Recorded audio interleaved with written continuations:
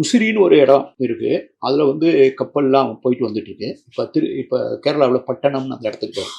கொச்சி பக்கத்துல. அது வந்து கடல் இருக்கும், அரபிக்கடல். அரபிக்கடல் வந்து அந்த கப்பல் வந்து வந்து நேரா வந்து நிக்காது. அது அங்கிருந்து ஒரு நதிக்குள்ள, அந்த நதி பகுதிக்குள்ள உள்ள வந்து நிற்கும். சங்க இலக்கியத்துல வந்து இந்த இதை வந்து கடல்ல ஓட்டிட்டு வர்ற ஒரு மாலுமி, அவனுக்கு கொஞ்சம் அந்த டெக்னிக் தெரிஞ்சாதான் அவன் அந்த பாய்மரங்களை சுருக்கி விரிக்கிறதுல அந்த டெக்னிக்ல வந்து அவன் திருப்பி இந்த நதிக்குள்ள ஓட்ட தெரிஞ்சதுக்கும் கடல்ல ஓட்ட தெரிஞ்சவனுக்கும் ரெண்டுக்கும் வித்தியாசம் இருக்கு. இது ரெண்டும் தெரிஞ்சவன் தான் அதுல போகணும், இல்லைன்னா தடுமாறுவான்னு அவ்வளவு டீட்டெயிலா எழுதுறான். அப்ப அதை வந்து இந்த முசிறிப்பட்டினத்துல வந்து ப்ரூவ் ஆகும். அப்ப அந்த முசிறில இருந்து வியாபாரம் பண்ணவன் ஒருத்தன் வந்து அலெக்சாண்ட்ரியா அப்படின்னு இப்ப இதெல்லாம் நடக்க பார்த்தீங்களா, செங்கடல் பகுதியில, ஈஜிப்ட் இந்த பகுதியில் இருக்கக்கூடிய அலெக்சாண்ட்ரியாங்கிற ஒரு நகரத்துல இருந்த ஒரு ட்ரேடர், அவன் தான் பைனான்சியர். அவனோட ஒரு ஒப்பந்தம் ட்ரைபார்ட்டைட். இங்க இருந்து பொருள் அனுப்புறவன், அவன் அந்த பொருளை வாங்கி ஐரோப்பாவுக்கு அனுப்புறவன். இதுக்கு ரெண்டுக்கு நடுவில் ஒருத்தன் ஃபைனான்ஸ் பண்றான். இவன் திருப்பி கொடுக்காட்டினா என்ன ஆகும்? இங்க இருந்து வண்டியில ஏத்தி கப்பல்ல ஏத்துற அந்த ஏத்துக்கூலி இறக்குக்கூலி யாரு பேமெண்ட் பண்ணுவான்? இவன் இந்த ஹோல்டிங், இந்த மணிக்கு எதுவும் வட்டி இருக்கா? அல்லது இங்க போய் நேரா வந்து கப்பல் வந்து இப்ப இருக்கக்கூடிய